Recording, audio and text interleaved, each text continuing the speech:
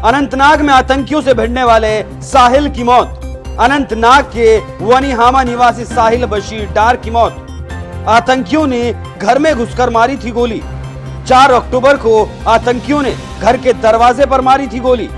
16 साल के साहिल बशीर डार की अगले दिन हुई मौत। अनंतनाग जिले की निवासी 26 वर्षीय नादिया बशीर उस शाम को याद कर सिहर उठती हैं जब 2 नकाबपोश बदमाश उसके घर में घुस आए और उन्होंने उनकी आंखों के सामने उसके भाई को गोली मार दी। आंसुओं से भरी आंखों के साथ साहिल की बहन ने उस शाम की घटना के बारे में खुलकर जानकारी दी है, जिसे जानकर हर कोई भावुक हो उठेगा। मैं जब ऊपर नमाज पढ़ने लगी तो मेरा भाई उठ के नीचे आ गया। मामा को पहले बोलने लगा मुझे खाना दो। मामा ने बोला कि बेटा रुको, नमाज पढ़ेंगे फिर सब साथ में खाना खाएंगे। तो मामा नमाज पढ़ने लगी, मेरा भाई बैठा हुआ था रूम में।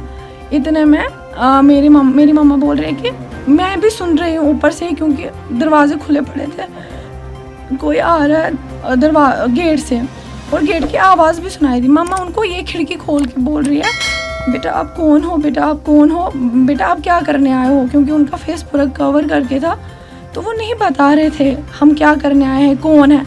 और मेरी मम्मा उनको देख ही रही है तो वो मेन दरवाजे तक पहुंच गए जहाँ से अंदर आने का रास्ता है। उन्होंने जब उसको पकड़ा, अब बस खोलने की बारी थी, तो मेरी मम्मा ज़ोर से चलाने लगी चोर आ गए, चोर आ गए, चोर आ गए ऐसे। तो वो वहाँ से वापस मुड़ के बोल रहे हैं कि अच्छन चूर क्या, ऐसे बोला उन्होंने, अच्छन चूर के कश्मीरी में बोल रहे थे। तो अंदर से मेरा भाई जो है वो मम्मा की आवाज़ें सुन के दरवाजे के पास चला गया। और उसने क्या किया, जब उसने वहाँ पे 2 लड़के देखा वो पकड़ने लगा, एक ही ऑब्वियस एक को ही पकड़ पाता, वो एक को पकड़ने लगा। तो मैं जब पीछे से आई, मैं अपने भाई को पकड़ रही हूँ कि इसको छोड़ दे, जाने दे। और जो मेरी मम्मा है वो गेट तक चली गई है, वो क्या कर रही है, वो वहाँ से चिल्ला रही है हमें हेल्प करने के लिए आ जाओ, ऐसे कोई चोर आए हुए हमें हेल्प करने के लिए आ जाओ। तो उस टाइम पे मेरा भाई उनको इसलिए पकड़ के था कि शायद कोई आएगा, लड़के आएंगे मोहल्ले के और हम चोरों को पकड़ लेंगे अच्छे से। और जिस लड़के को मेरा भाई पकड़ के था वो ऐसे मतलब मार भी रहा था, पता नहीं अपने आप को प्रोटेक्ट करने के लिए मार, लेकिन वो मुझे लग रही थी वहाँ पे। तो उन्होंने क्या किया, जो दूसरा वाला स्टैंड था वहाँ पे उसने काम किया, वो मेरे भाई को मतलब ऐसे धक्के दे रहा था प्रोटेक्ट करने के लिए उस वाले बंदे को। तो इतने में उन्होंने क्या किया, उन्होंने पिस्टल निकाला अपने जेब से और मेरे भाई पे शूट कर दिया उन्होंने।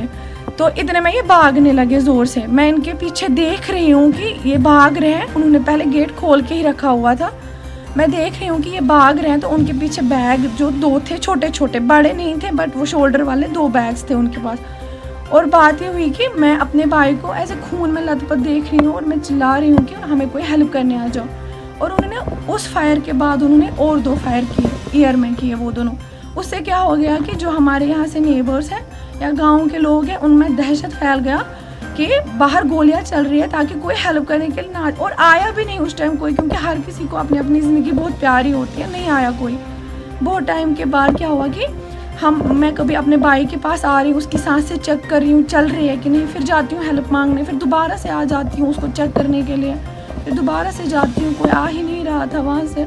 और मैंने देखा कि मेरा जो भाई है उसको यहाँ गर्दन पे गोली लगी हुई थी उसको गर्दन पे, क्योंकि मैं चेक कर रही थी कहाँ गोली लगी हुई है। इतने में क्या हुआ, मैं फिर से चली गई हेल्प मांगने। इतने में मैंने देखे लड़के आ रहे हैं हमारे नेबर्स, तो उन्होंने क्या किया काम, उन्होंने मेरे भाई को वहाँ से उठाया और लेके गए वहाँ तक जहाँ से गाड़ियाँ निकलती हैं, क्योंकि यहाँ मेरा बाप तो था नहीं, बड़ा भाई भी था नहीं, तो कोई नहीं, हमारे पास उस टाइम बाइक थी, हम नहीं निकाल सकते थे उनको कहीं। तो वहाँ जब हमने उनको, वो लड़के जब ले जा रहे थे, तो मैं वहाँ पे मस्जिद भी है, मैं मस्जिद का दरवाज़ा जो है वो बहुत ज़ोर से नॉक करने लगी कि अबू जी बाहर आ जाओ, हमारे भाई के साथ ऐसा हो गया। तो सारे नमाज वाले जो है वो बाहर आए और मेरे अब्बू ने देखा अपने बेटे को वहाँ पे पड़ा हुआ, तो उसके बाद उन्होंने उसको उठा के ले गए उसको हॉस्पिटल। और मैं फिर वहाँ से मैं घर आई थी, फिर उसके बाद मुझे कुछ नहीं पता। तो क्या चाहते हैं हम ये चाहते हैं कि हम ये पता करवाने चाहते हैं कि वो लोग आखिर है कौन, क्योंकि ऐसा भी तो नहीं चलेगा ना कश्मीर में कि अब लोग आके घर में लोगों को मारेंगे। और ये बात तो पूरी पक्की है, क्योंकि उस टाइम जब ईशा की नमाज हो रही थी मेरे अब्बू को बस कुछ ही मिनट हुए थे निकले हुए और उन लोगों ने एंट्री मारी। दैट मीन्स वो उस चीज़ को पहले से देख रहे थे कि मर्द लोग कब बाहर चले जाएंगे और हम डाका डालेंगे। और मैं ये श्योरिटी के साथ बोल सकती हूँ कि वो डाका डालने वाले थे, क्योंकि उससे पहले ही मेरी कैचमेंट हुई थी, जो कि कंसर्न फिर रहता है मतलब पूरे इलाके में कि अब सोना होगा, वो होगा, ये होगा, उस चीज़ को लेके। क्योंकि उनको पता था घर में 2 ही लेडीज़ है, जब वो नमाज को जाएंगे तो हम पीछे से उनको लूट लेंगे, उनका ये कंसर्न था। तो मैं बस यही चाहती हूँ कि मेरे भाई को इंसाफ मिले। वो बेचारा बहुत छोटा था, 11th में पढ़ रहा था और 2 दिन फिर वो सिकम्स में सोहरा में वो एडमिट था बेचारा, मतलब वेरी क्रिटिकल कंडीशन में। तो मैं ये चाहती हूँ कि जैसे उसको मारा गया वैसे उन दो को भी मारा जाए, उनका पता लगाया जाए कि वो आखिर है कौन। कश्मीर में नहीं चलेगा ना कि कोई भी आएगा और हमारे घर में लूट फूट मचा के लोगों को मारेगा, धमकाएगा। ऐसा कब तक चलेगा? हम कब तक अपने घर में घुट घुट के जिएंगे? मुझे बस ये बोलो आप, कब तक हम अपने घरों में अब डरे रहेंगे?